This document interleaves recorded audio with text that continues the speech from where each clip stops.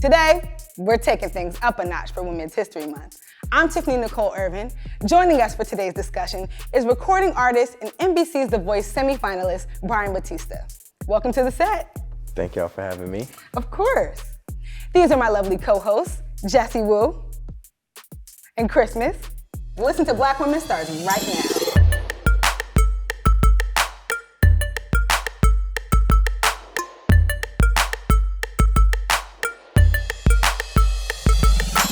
Let's get into the nitty-gritty of it all. Do you guys think that it's easier for men to take career risks than women? Absolutely. We have things called pregnancies. You're right. You know what I mean? Like, a pregnancy can literally like derail your career. Like, just because you don't know so where it's crazy to think heading. about. And literally, just you being pregnant sometimes, I feel like in certain workplaces, people think that that's a handicap. You being a new mom, people think that's a handicap. Menstruation, for some people, we don't talk enough about how menstruation can be very brutal. I'm someone who experiences very brutal menstruations. So, you know, just things like that we deal with our body before we go into anything else. Just the woman's body is already more complicated than the men's body. Imagine if men had periods. I mean, the workplace would be a totally different place. There would be no workplace. The world would be on fire. Literally. The world would literally be on fire. Yeah. Yeah, and you know what, to your point, Jessie, I feel like, you know, me being a mom, my son is about to be 13.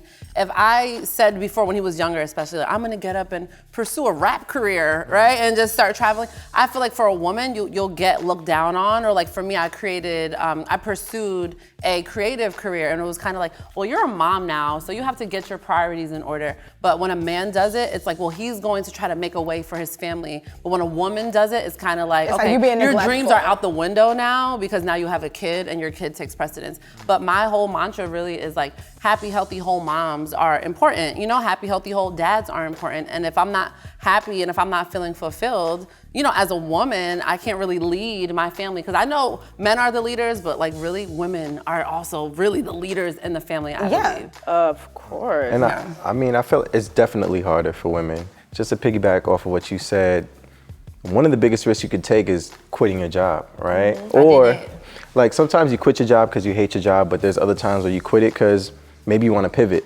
right? So that's one of the hardest things you can do, pivoting in an industry or a field where you've already established yourself. And for me, I feel like, you know, as a woman, it's definitely harder in a male-dominated workplace. So just to reestablish yourself in a new field or something. Mm-hmm. Right. So I have a question. Who are y'all like favorite woman leaders that you like look up to? Career role models? Ooh, Michelle Obama. Yes. Oh man, you took I feel like Michelle Obama. Yeah, Auntie Michelle. I feel like she's such a great example because she talks a lot about having to yield sometimes, right? But even with her yielding because Barack was pursuing presidency, she still never lost sight of what she wanted to do. She always had that plan. And I think that a lot of women sometimes, yes, we want to pursue stuff, but it's like if you want to have a family too, there's sacrifices you have to make sometimes. I know we don't want to say that, but just being realistic. And I feel like she's the perfect example of someone who, okay, I yielded a little bit, but when it was her time, it was her time, you know? And everything she touches turns into gold. 100%. So, yeah. Including Barack. Period. And it's funny, I was gonna say Michelle Obama. I didn't want it to sound cliche, right? But I actually met her, and when I was shameless plug. Hey, so I met her, and she, you know, Did she smell good? Yeah, she did. I know she did. She did look She like walked she in the smelled room good. and she exudes so much confidence, and you never feel like, even to this day, even though Barack's out of office and everything, you never feel like she's like in the shadows of anything. Right. Like she always feels like the co-star, and it's that confidence and that drive to make an impact on people that I feel like she's definitely a role model for me. Yeah.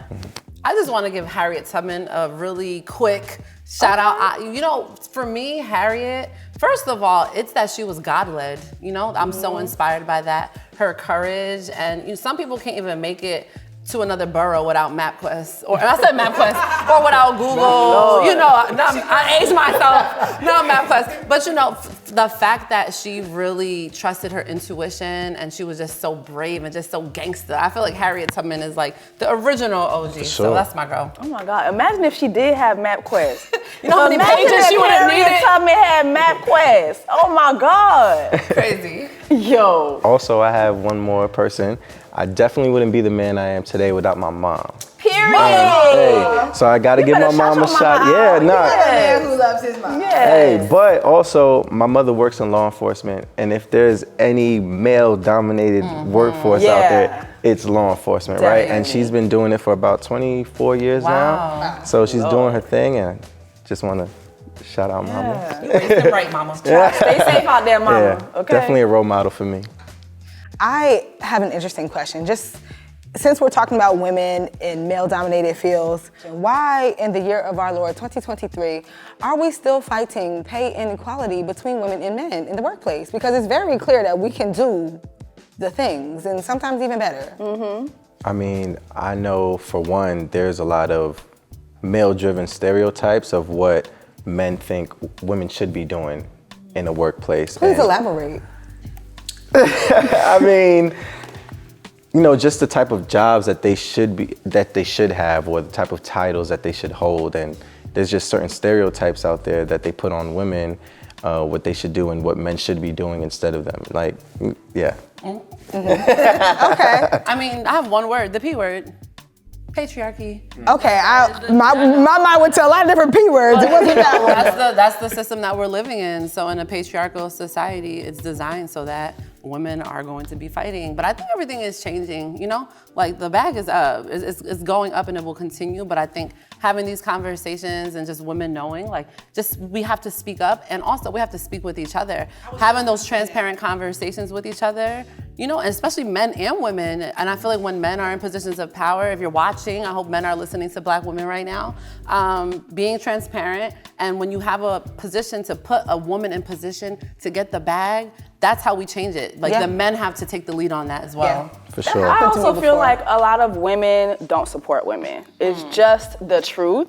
Like the women's brunches is not working. It's very low It's very vibrations. fake. Like it's very fake.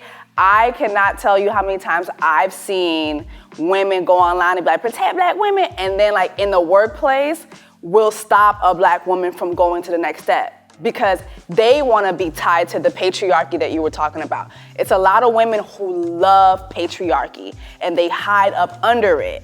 And they don't understand that if you would actually fight for the girl that's next to you, if y'all would stick together, all of y'all would move up faster. You actually make some real change. Like literally, you would make a real change. But I see it all the time. If Black women this, Black women that. And in the workplace, will stop you from getting to the next spot. I think there needs to be a real conversation about Black women specifically doing a better job of supporting other Black women in their workplace.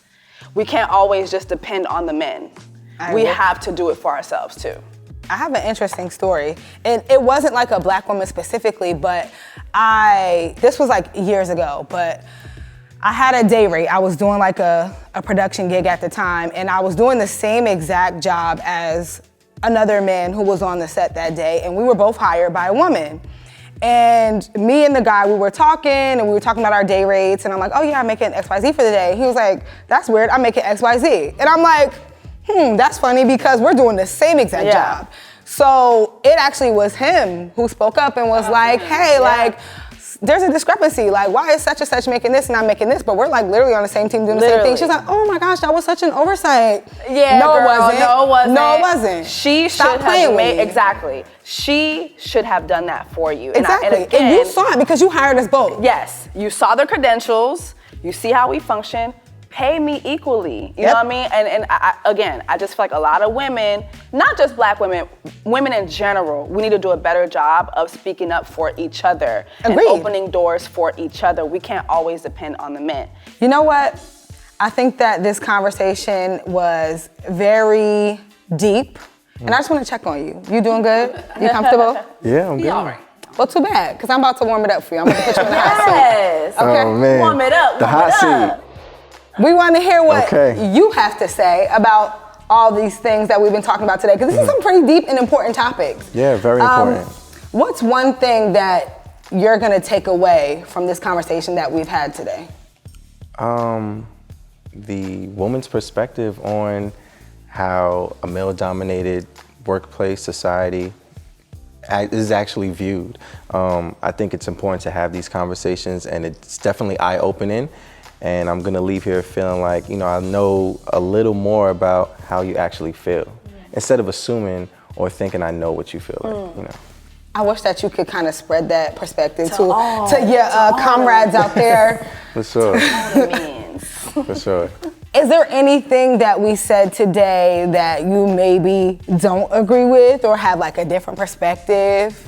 It's okay to say that. This is a safe space. I think one thing, a lot of the times, I like to play devil's advocate, right? And I think you were you were telling your story about how you were doing the same exact thing as a guy, and the difference in pay was substantial, right? So he was making double what I was making, just if that wasn't clear. Wow. Yeah. Right. Not double. Yeah. Right. So, and then you went to the woman that was in charge of everything. He did actually. Oh, he did. He did, right? Yeah.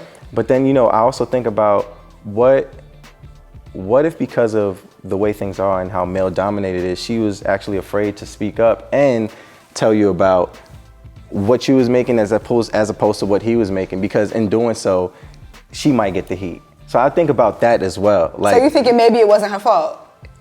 Not her fault. Like, it could have not been her fault, but she was afraid to say something about it because it is a male-dominated workplace. Okay. So I think about that as well. I mean, that is a different perspective that I didn't think about, because I had a lot of heat. I know.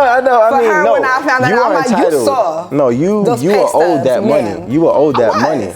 But I always try to dig deeper and think about the philosophy and what, everyone has their own story and their own perspective. So I just think about things from different angles, but you needed to get paid. Period. And did. Yeah. Shout out to you. Okay.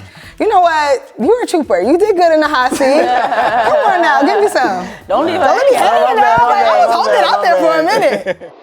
Today's episode was one for the books, the women's history books.